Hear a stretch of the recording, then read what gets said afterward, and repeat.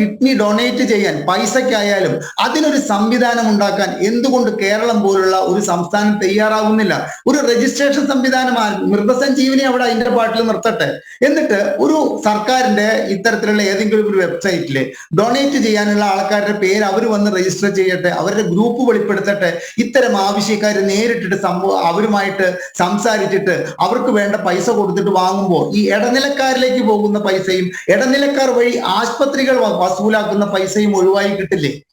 എനിക്ക് അറിയില്ല ഇതിന്റെ. ഇപ്പൊ ഇവിടെ ഒരു വക്കീലും പങ്കെടുക്കുന്നുണ്ട്, ഈ കാര്യത്തിൽ അരച്ചു കലക്കി കുടിച്ച നമ്മുടെ ഗണപതി സാറും പങ്കെടുക്കുന്നുണ്ട്. ഇവർക്ക് ഇതിലൊരു അഭിപ്രായം പറയാൻ പറ്റും വെച്ച് കഴിഞ്ഞാൽ അത് വലിയൊരു ഉപകാരമായിരിക്കുമെന്ന് ഞാൻ നേരത്തെ പറഞ്ഞതാണ്. ഇല്ലീഗലായിട്ടാണ് ഇത് നടക്കുന്നത്.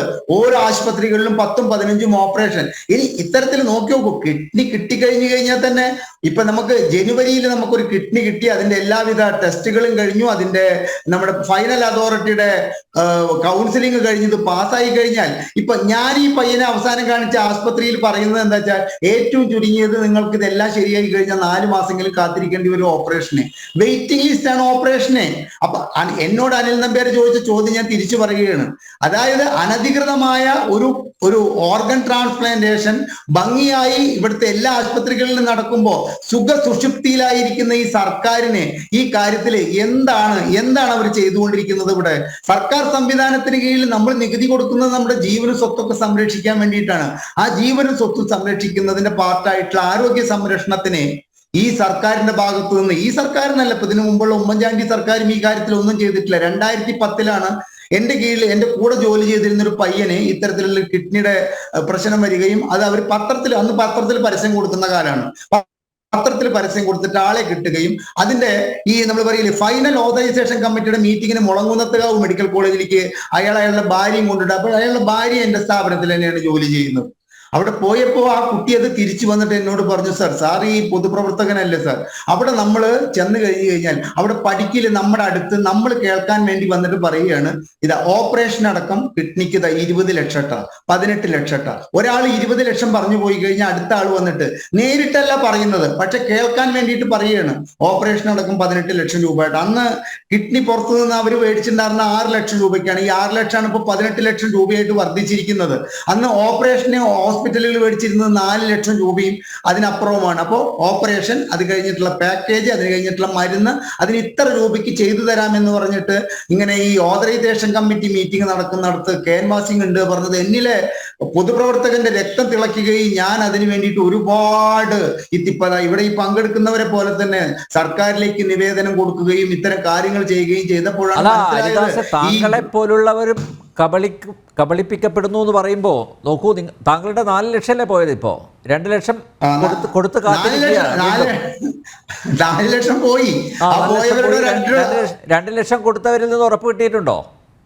അതിലേറ്റവും തമാശ അനിൽ നമ്പ്യാർ രണ്ടുപേരും ആധാർ കാർഡും അവരുടെ ഫോൺ നമ്പറും തന്നിട്ടുണ്ടായിരുന്നു. ഈ 2 ലക്ഷം കൊണ്ടുപോയവര് ഈ ആധാർ കാർഡിലെ അഡ്രസ്സിൽ ചേർന്ന് ചെന്നപ്പോ ആ വീടൊന്നും അത്തരത്തിലൊരു വീട്, അപ്പൊ ആധാർ കാർഡ് വരെ കൃത്രിമമായി ഉണ്ടാക്കിയിട്ടാണ് ഈ കബളിപ്പിക്കൽ നടക്കുന്നത് എന്ന് ആലോചിക്കണം.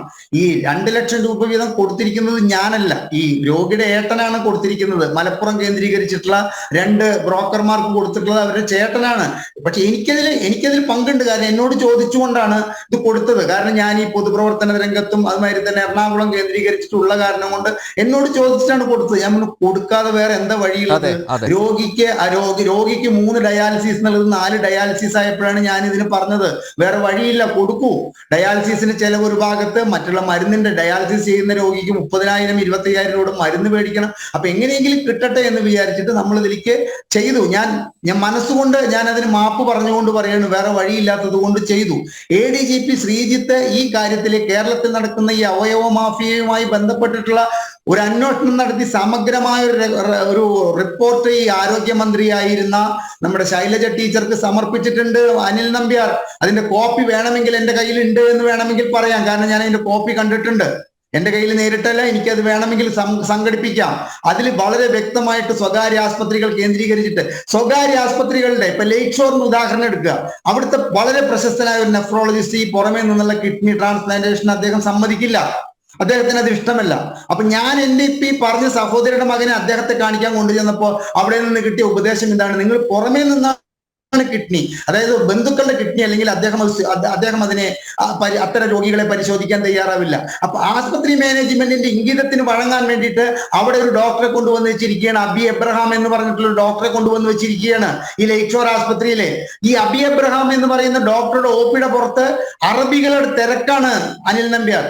വിദേശികളുടെ, ഇവിടെ നമ്മുടെ ഗണപതി സാർ പറഞ്ഞതുപോലെ തന്നെ വിദേശികളുടെ തിരക്കാണ്. ആ തിരക്കുകൾ കഴിഞ്ഞിട്ട് അവരെ ഹെലികോപ്റ്ററിൽ കൊണ്ടുവന്നിട്ടോ അല്ലെങ്കിൽ എങ്ങനെയായാലും എയർപോർട്ടിൽ നിന്ന് തൊട്ടിട്ട് ആസ്പത്രി ചെലവിൽ കൊണ്ടുവന്നിട്ടാണ് ഇതിന്റെ ഉള്ളിലേക്ക് കടത്തുന്നത്.